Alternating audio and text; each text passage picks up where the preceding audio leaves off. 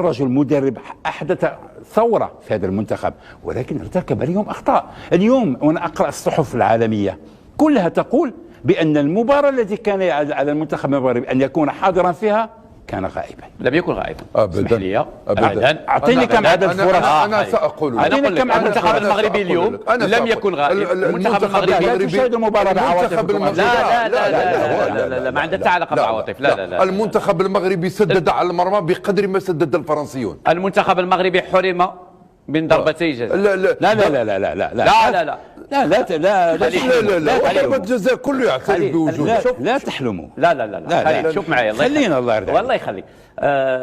كتثق يعني في القناه اللي اشتغلتي معها من قبل وفي المحللين والحكام اللي يشتغلون هناك؟ لا هذا ليس مقياس.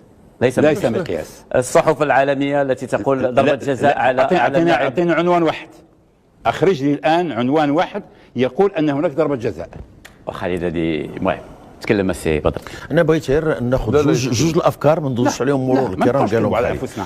الفكره الاولى هو كيقول لك هو كاين راس حربه واحد هو علاش غنلعب ثلاثه جيرو، علاش غدير ثلاثه فلاكس وحنا كنا كنديروا ثلاثه ملي كيكونوا ديزاتاكون. وكيقول لك فكره ثانيه غتحيد لعب من الوسط لان لا كان ان 6 ان سونتينيل وقدامه جوج غيقدر يشد العشروات، لان نهار تركي نهار مودريتش ما دار والو، نهار الاسبان كان انديس ما دار والو. اليوم لو كان واحد مكلف به وحداه جوج وخليتي عير جوج فلاكس ربما غتربح العاب في الوسط، وهذه الفكره راه جابها حتى السي بدر الدين.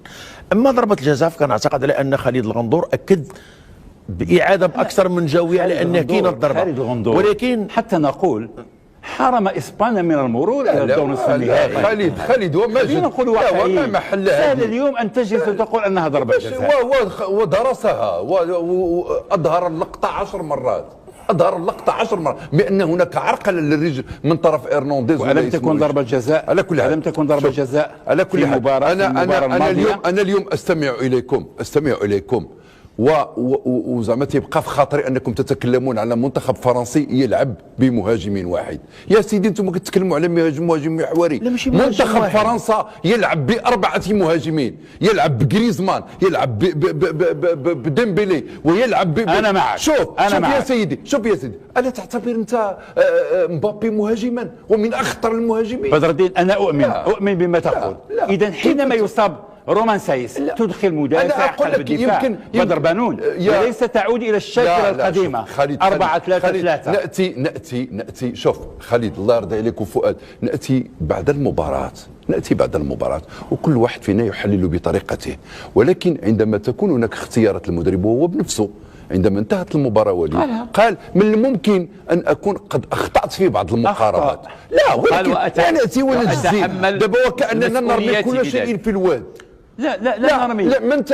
من تقول لي اليوم المنتخب الفرنسي فاز بأخطائنا فردية. قل لي بالله وتقولوا لي المنتخب الفرنسي هل هناك مباراة غير أخطاء؟ كرة الهدف الأول يا خالد شاهدتها زحلقت جواد يميق.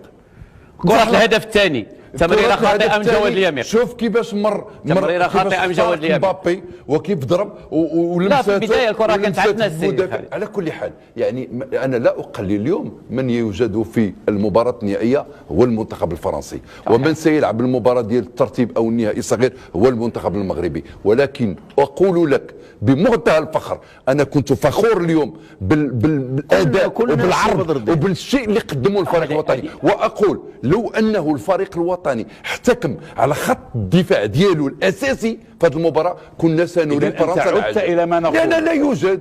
ما عندكش نايف مصاب، نايف اصيب. انا اتحدث عن الاسماء يا بدر الدين، لا يهمني من يلعب لان اثبتنا في المباراه الماضيه لا تهم الاسماء، هذا اختيار بقدر ما يهم التنظيم.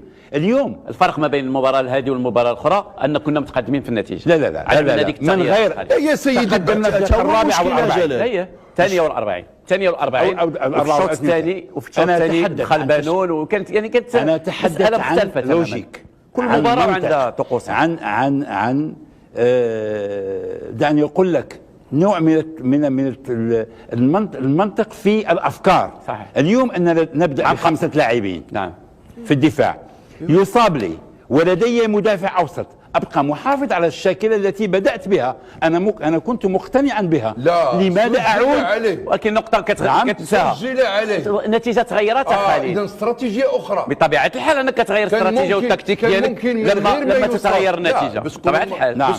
من دون ان يصاب سايس كان ممكن ان يعود الى التشكيله الاصليه 4-3-3، ولكن لماذا غير؟ اولا اصابه سايس، ثانيا سجل عليه في الداخل 5 استقبل الهدف. متى غادر سايس المباراه؟ الدقه 18 وحنا سجل علينا الهدف الدقيقه 5.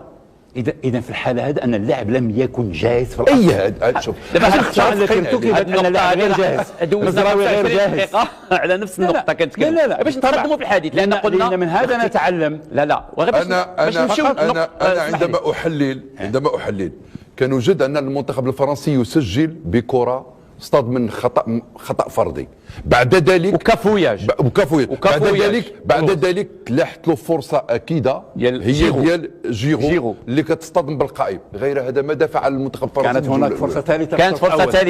كانت فرصه ثالثه. طيب كم فرصه؟ لا ماذا نغطي؟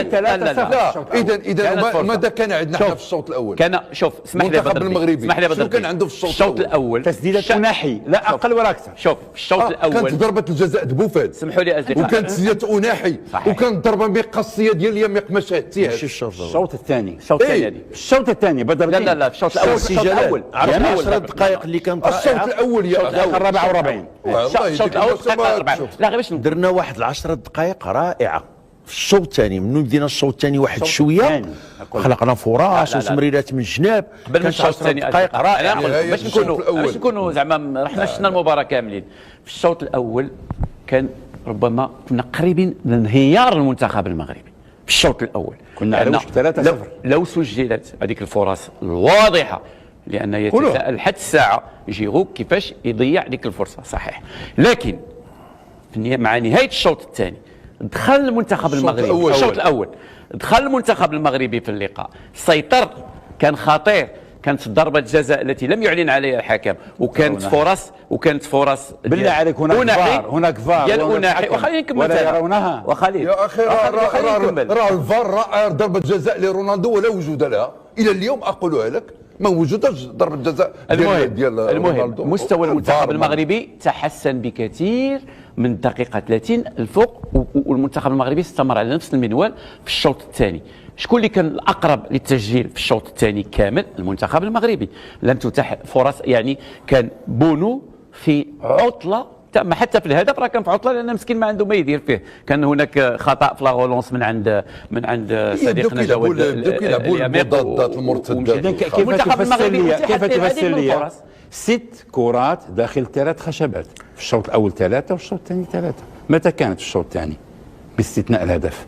ما هاتين الكرتين في الشوط الثاني ديال من؟ المنتخب الفرنسي. 6 تسديدات مركزه داخل 3 خشبات مقابل 5 كرات للمنتخب المغربي. من اين اتت الثلاثه في الشوط الثاني؟ والله ما عرفتش كتقول خالد.